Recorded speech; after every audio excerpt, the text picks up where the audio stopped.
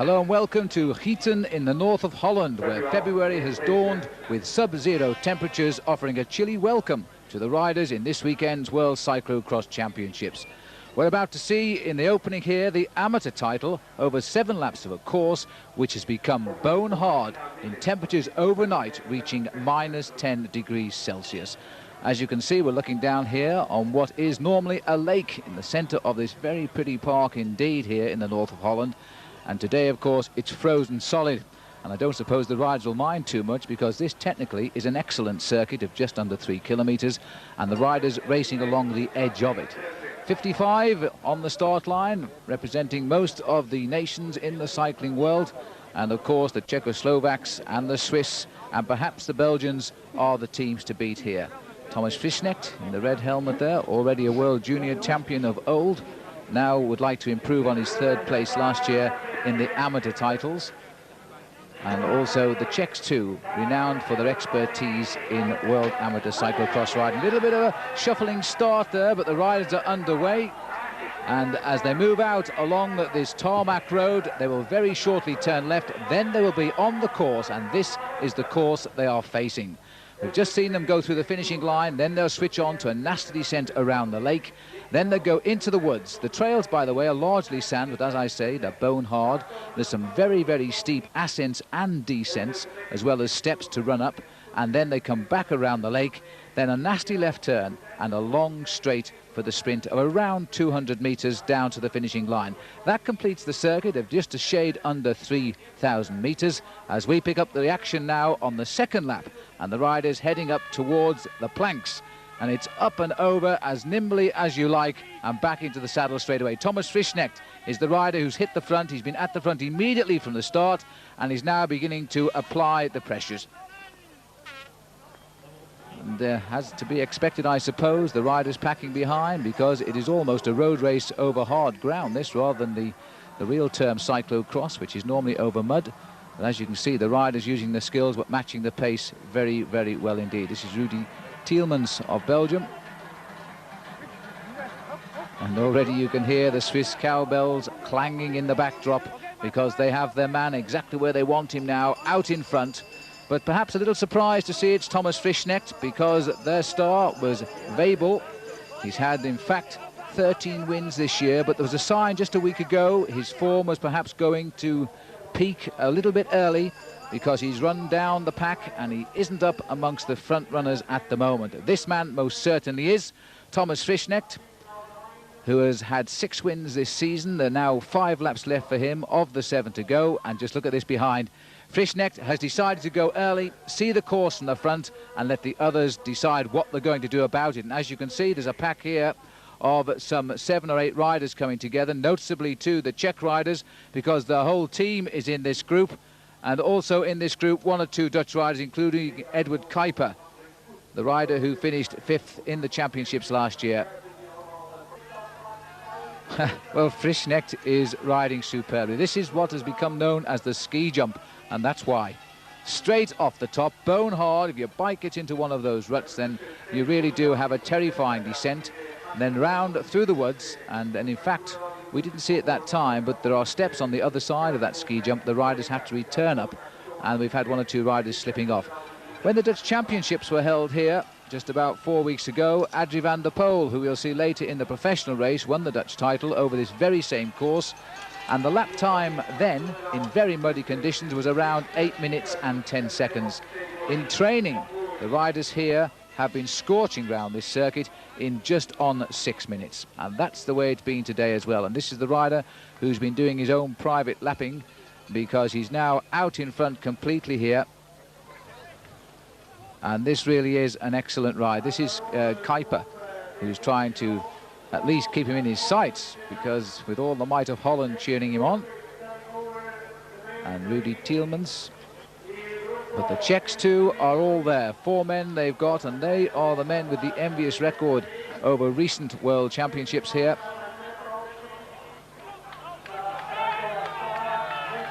But Frischknecht straight into the saddle and riding very well indeed. Edward Kuiper.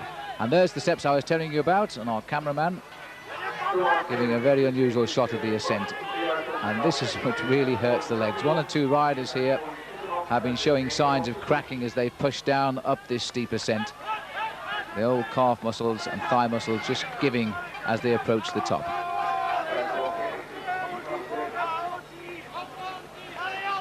Well, Kuiper's putting in a determined effort to try and do something about Thomas Frischknecht.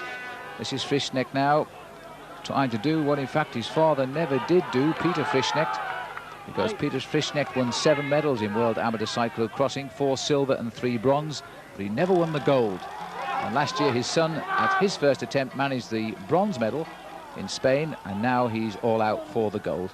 And his father, by the way, is watching this and coaches him. So he's obviously told him to get up front and go from the gun, and let's hope he hasn't misjudged it, because this is Kuiper riding very strongly over that little berm.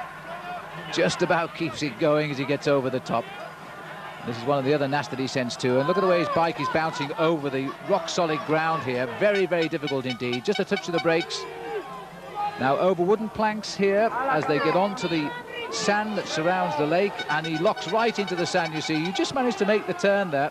A new bike for Frischknecht off the pits as he comes away from the lake. We're seeing Kuiper now, who is about 18 seconds back of the leader, making a determined effort to pick him up. There's the pits up on the right, and I would think Kuiper too will throw his bike in for a new one. Although I really must say I don't really know why the riders are changing bikes quite so frequently, because this course, and in fact Kuiper's run straight through, they look as though they're riding a summer road race. There's hardly any dirt on them at all. The best of the rest, a leading group there of some 10 riders. 4 laps to go then. Frischknecht is already through. They're holding him, but they're certainly not improving on his lead. Well, Kuiper's doing all he can. He's tried to slip the field, but they're clawing him back. And he is not going away.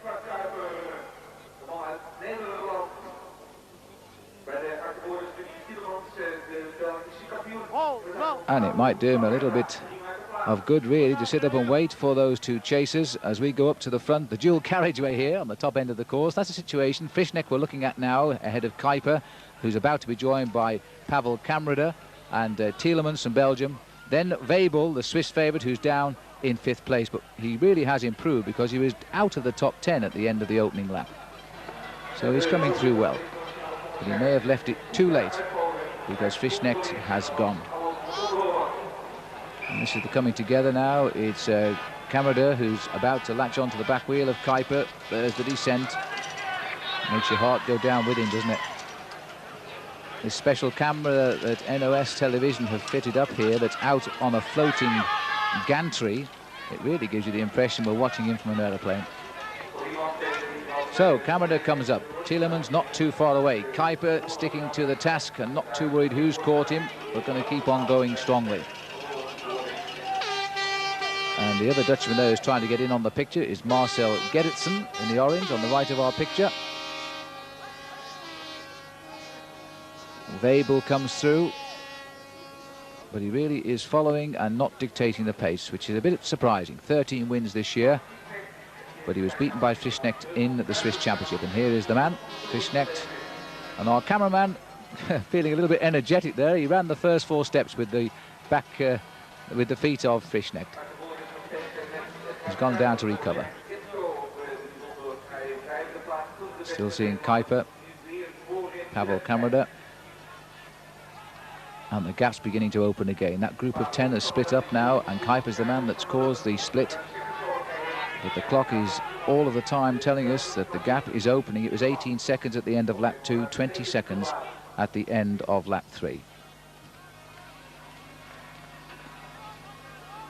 Rudy Tielemans, Belgian champion, and also has been a Belgian champion on a number of occasions, in fact. There he is, as he goes through. Oh, and that's one of his Belgian teammates sitting at the back there, and it was Kurt de Rooster, who's trying. Hello and welcome to Gieten in the north of Holland, who's trying to hang on. And that was Journeys, the Danish rider, who really has come good. He's run well and ridden well, because he was quite a way down at the end of the opening lap. And look at this, Kuiper wants help, and he wants help indeed, because it looks to me as though we've got Daniele Pontoni of Italy has joined the front 3 here in the blue. and that yellow helmet. This, by the way, is the first race under new international regulations now where all cyclists will wear these hard shell helmets. One or two of them don't like them, by the way. For example, the one that was complaining bitterly about them, he said it made him look stupid, was the rider who finished second in this year's Tour de France, Claudio Chiappucci, which of course was last year's Tour de France now. 3 laps to go. This is the chasing group, but the man, they really are making no impression at all.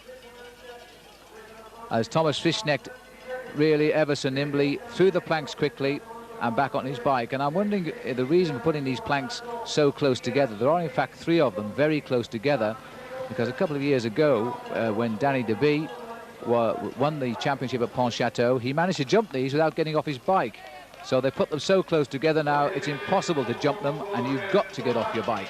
Kuiper comes through. And Pontoni passed again by Camrada. What a scrap it is at the back here. Anybody could take silver and bronze, but unless Frischknecht makes a mistake at the front, the gold is going to be his. There's Denys, the only Danish cyclo-cross rider of note. He's had 10 wins, in fact, in Denmark this year, but has also suffered from a bad back, and we haven't seen too much of him racing in Europe. Well, it seems the back is cured today, because he's come right through the field, and he's up in that leading group. There's Kuiper, number 75, and a view down the steps as Kuiper swings round. Oops, and he's gone down. You see his legs gave a little bit. They slipped off the end of the steps. So Kuiper has gone down, but he's lost nothing at all. Perhaps the others have closed up very slightly, Camrada and Pontoni. So there we are. Kuiper is over the top on the dual carriageway, heading off. Let's have a look at that again, and we'll take a short break. Come back soon.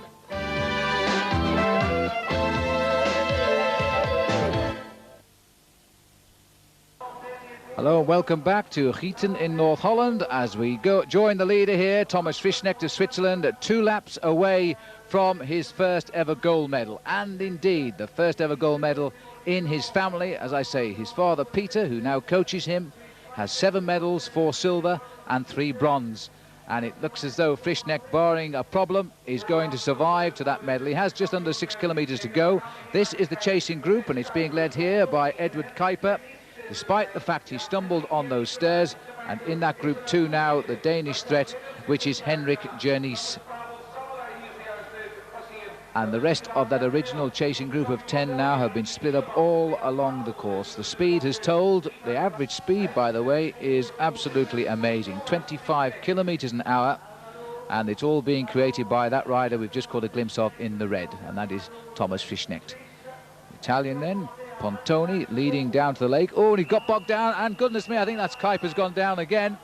Yes, it is. So that's his second fall. He stumbled up the steps. Now he's fallen, and Marcel Gerritsen, his teammate, has gone through. Let's see the crash.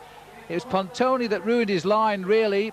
Kuiper's gone, and he's rather lucky that that water's frozen, because I think it was rather cold if it had gone in there. So Kuiper very quickly back on his bike. This is the situation. Frischknecht leading by just over 25 seconds from Kuiper, but we've seen the change already there. Pontoni is 3rd, Jernys is 4th, Gerritsen is 5th, and Pavel Camrada is in 6th place. By the way, Pavel's brother Karol is riding in the professional race, which we'll be seeing very shortly.